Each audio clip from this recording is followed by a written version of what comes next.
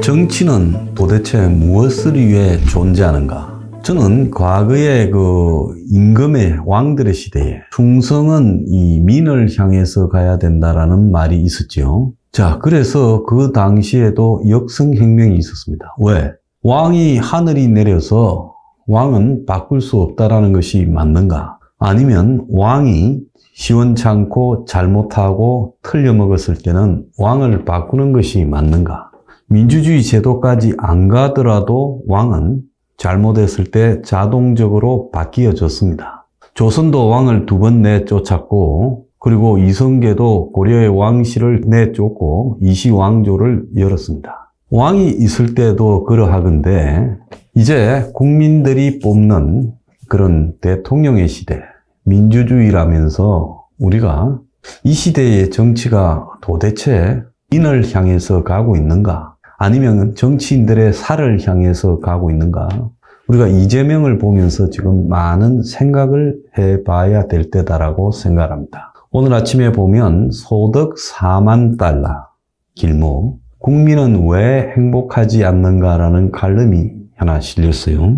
경제가 10위권이고 그런데 국가 행복도는 59위다. 돈의 크기와 행복이 비례한다라는 통념과 달리 국가가 경제 규모는 커졌지만 국민들은 점점 불행해진다. 국가와 정치가 제 역할을 못하고 있는 것이다. 그래서 소득 수준에 걸맞은 국민의 행복을 찾기 위해서는 정치가 바로 되어야 된다. 이런 칼럼이 있었습니다. 또 하나 보면 이재명은 그들의 도구인가 아니면 도끼인가 하는 칼럼도 있어요. 민노당 후보, 경기 동부연합 출신의 민노당 후보하고 단일화해서 성남시정에 당선됐는데, 그런데 주사파 종북 세력의 지금 소굴이 이 성남이 됐다. 이런 이야기가 있죠. 이번에 민노총에 대한 이 간첩 혐의 압수수색도 민노총 내부에 경기 동부연합 출신들이 들어와서 지금 주류가 되면서 양경수나 과거에 이석기 이런 자들이 지금 민노총에 미친 영향이 오늘날 민노총 내의 친북 종북 성향에 이어 이제는 간첩단 사건까지 생기고 있다. 자, 이재명이 대장동부터 성남FC 그리고 또 변호사비 대납 같은 숱한 이 의혹을 낳고 있습니다. 자, 정권이 자기를 권력을 이용해서 죽이려 한다지만 역대 어느 정권도 이렇게 오랫동안 집요하게 야당 정치인 하나를 두들겨 잡고자 공개적으로 한 적 없어요. 이 권력의 힘이 점점 약해지고 분산되는 현 시대에서 이재명을 향해 없는 죄를 만들어서 보내려고 한다면 아마 야당 지지자들이 거리로 몰려 나와서 과거의 김영삼 제명이나 김대중 사형 선고 때처럼 거리를 시위로 메울 겁니다. 그런데 지금 이재명의 지지자 개딸들이 어떻다 저떻다 하지만 온라인에서나 떠들고 소수가 그냥 주말에 놓을 뿐이지 범국민적 분노를 불러일으키고 이재명을 제거하고자 하는 검찰이나 윤 정권에 대한 이 국민들의 광범위한 분노나 반대, 저항이 나타나고 있지 않다는 것은 누가 보더라도 이재명 스스로가 이런 의혹을 만들었고 의혹은 투명하게 검증되어져야 한다라는 국민적 요구가 이재명이 억울하다라는 개딸들보다도 훨씬 높다는 겁니다.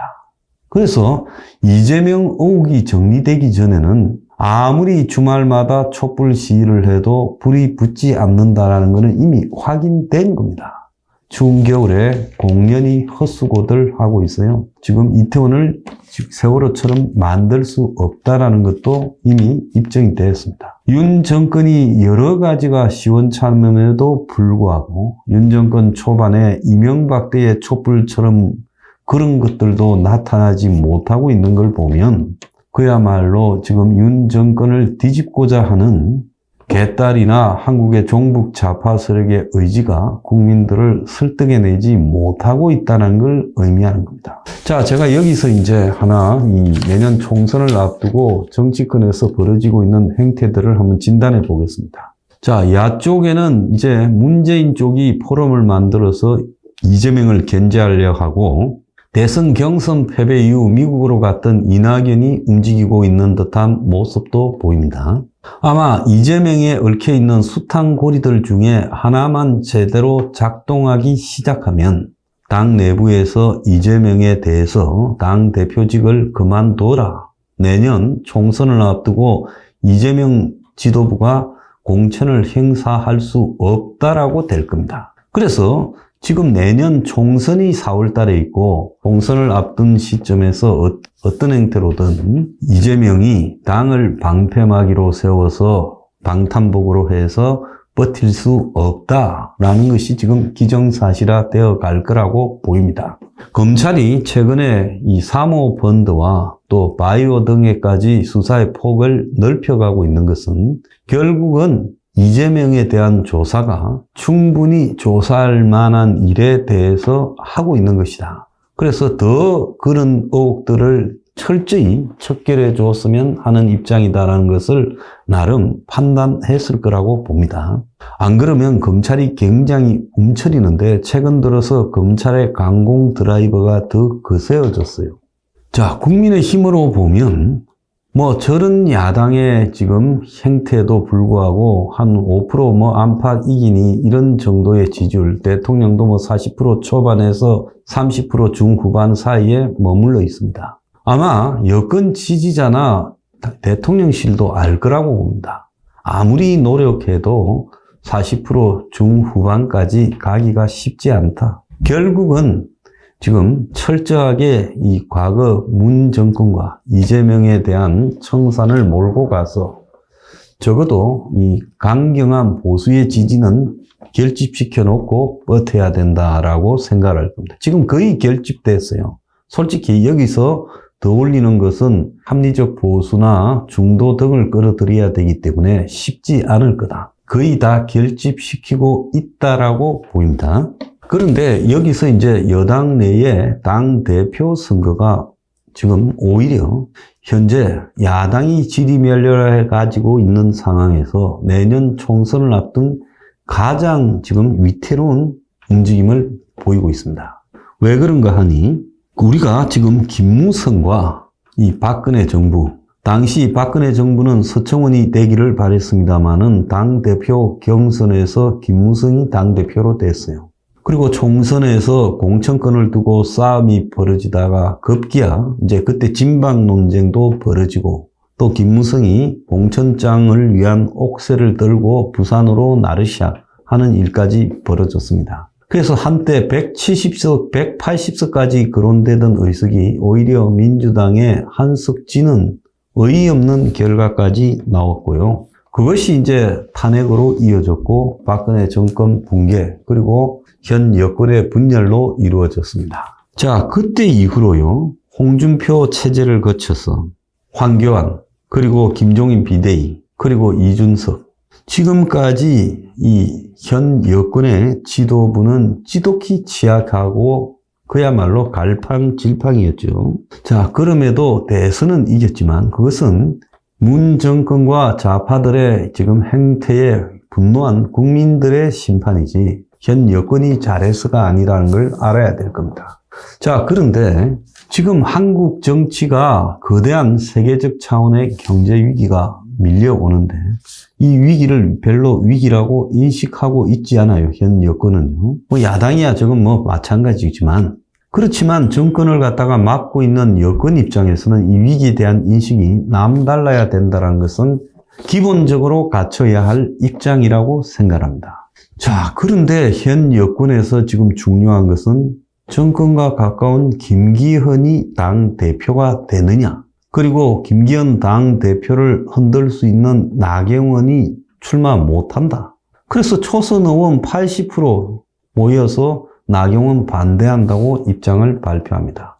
나경원 또한 이번에 그 저출산 고령화위원회 위원장으로 있으면서 출산 시 빚을 탕감해준다라는 황당한 소리를 한 것은 명백히 잘못이고 또 본인이 대표에 출마하려 했으면 윤 정권에서 주는 공직을 거부했어야지요. 자, 그 사람도 처신 잘못하고 있는 것도 사실입니다. 그런데 지금 뭐 김장연대라고 해서 한동안 숨죽여 있던 장제원이 나와서 큰 소리를 치고, 그러다가 지금 당에 또 많은 당원들을 집어넣고 있다는 정광훈 목사 측과 육두문자까지 등장하는 관계가 되고, 그리고 나경원 하나를 비틀어서 그야말로 주저앉히려고 지금 총동원 체제가 가동이 되고 대통령실까지도 나서고, 이게 정상이냐는 겁니다.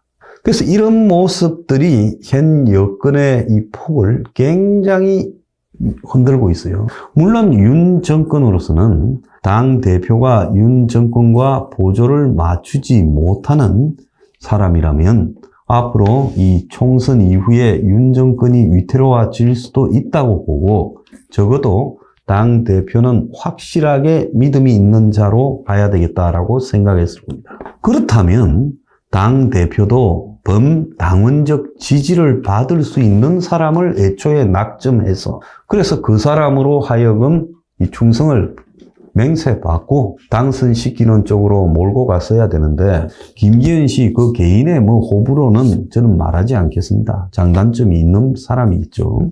그런데 어쨌거나 조금 김기현이라는 사람, 당원들이 당대표로 생각하는 이 크기와 조금은 이 괴리가 있는 사람을 내놓고 그를 당대표로 만들기 위해서 지금 안철수를 출마시켜 놓고 적당히 이겨가는 구도를 설정했는데, 나경원이가 나와서 지금 판을 흔들다가 마지막에 결선 투표하는 방식으로 가게 된다. 이렇게 될 때 이제 벌어질 사태에 대해서 우려를 많이 하는 것 같아요. 자, 그래서 장해찬이 같은 윤 정권을 상징하는 청년 대표라는 자가 공개적으로 김기현을 지지한다고 말합니다. 안철수는 공개 지지한 장해찬은 TV에 나가서는 안 된다고 말을 합니다.